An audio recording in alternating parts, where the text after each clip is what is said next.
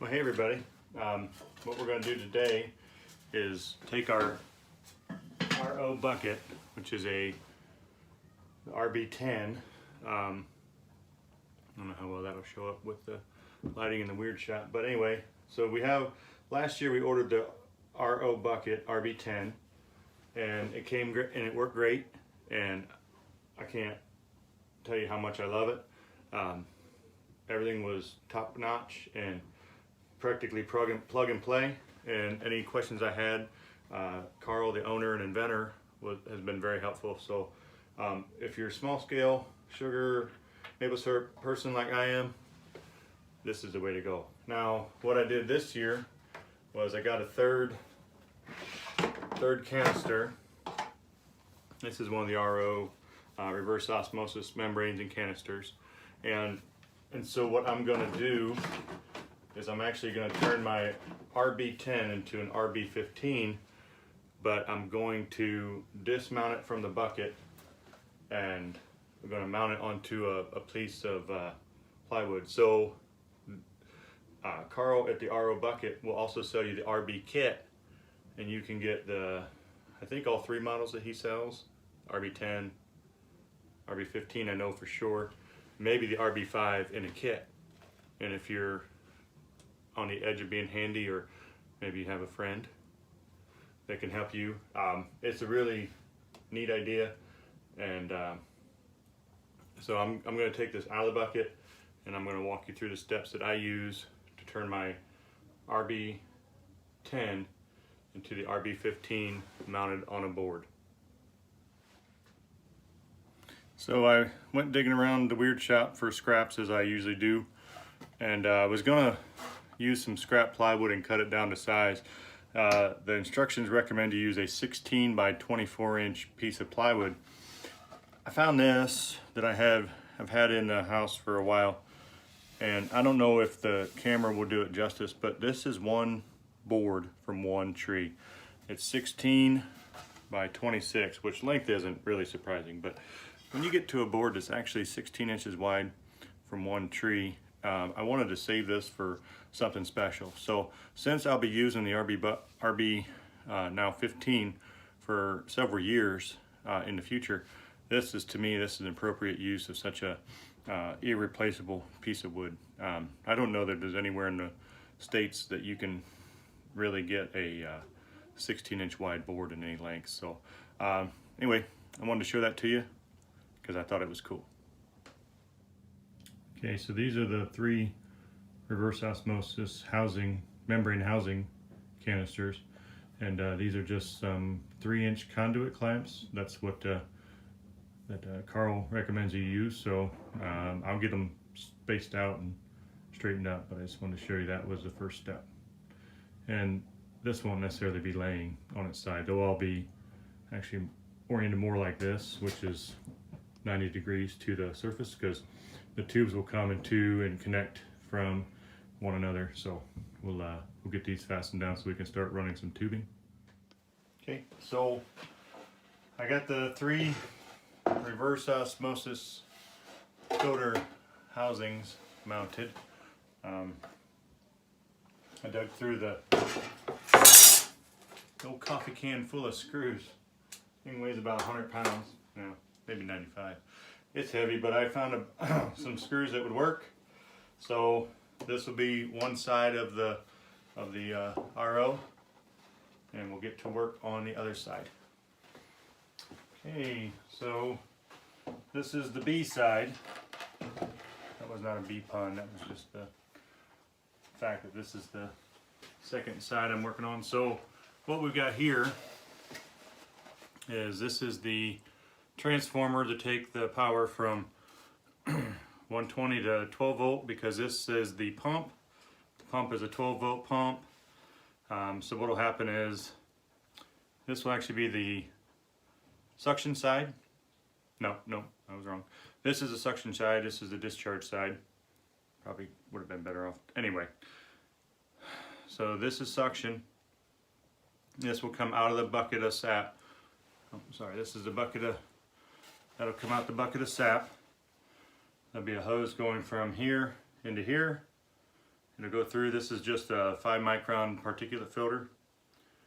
From here, there'll be a hose going from here into this one. These will all connect in series, and eventually it will come out.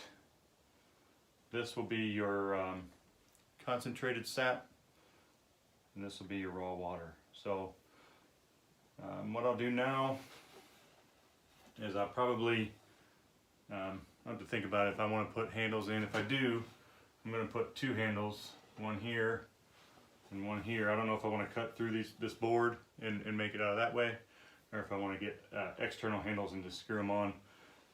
Another thing I want to do is I want to make some kind of feet. So I'll probably try to figure that out, but I want the feet to be removable. I suppose it doesn't really matter if they're permanent or removable. I'll look at that and then we'll come back. Okay, so I got the leg situation figured out. So I used the coffee can, made some curves, and these legs have a notch in them that these just slide in and slide right back out. So the whole thing comes together and can be legs can be removed. Obviously you'd want them on. I made them 2 foot long for stability. This thing will get to rocking and rolling a little bit and vibrating. So I can't remember how deep I went, but the legs themselves are 2 foot across, and then they have this slide in, slide out feature. So I think they're about 1 3/4 or so. I originally wanted to make them 2.5, which would have been down to that mark, but my bandsaw couldn't reach it. So can't reach it, don't need it. And that's the leg. So what's left is the plumbing, and that's all. That's all this blue and red tubing here. So I have some from the kit. This is the part that comes in the bucket, and I have some new pieces that I was sent as the upgrade. So we'll finish up with that, and then I'll show you the finished product. So here is the setup, as complete as I could get it.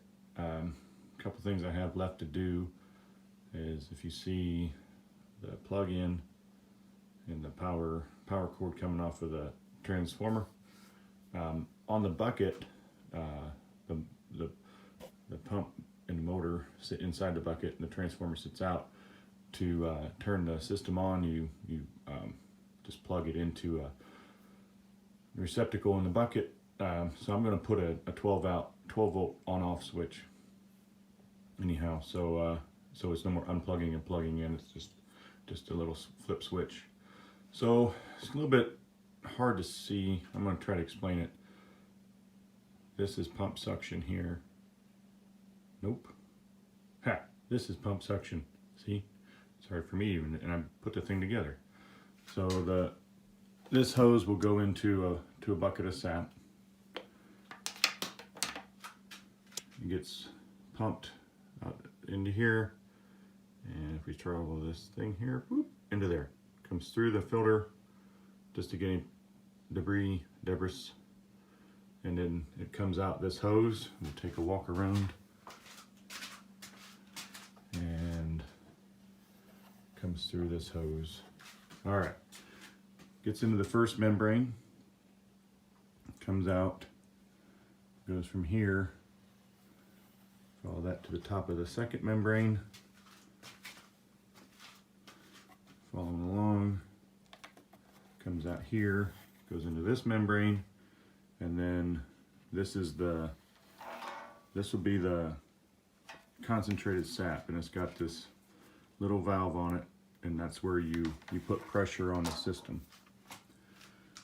And so the red hose is the good stuff. That's the concentrated sap coming out. What I've got here, because I ordered the bucket conversion kit, is this fitting, this 3-way fitting, came with it with these blue hoses pre-attached. This will be the water, the pure water that comes out. This will go to this one here. I have some more hose on order because I didn't quite have enough. So except for having this hose be able to get over this fitting, it's ready to go. So that was an interesting little project, and again, if you make maple syrup, I would really recommend looking at this RO bucket. I debated last year buying the kit or buying the bucket, and I was in a little bit of a time crunch, so I went with the bucket, and that was good. I'm not disappointed at all.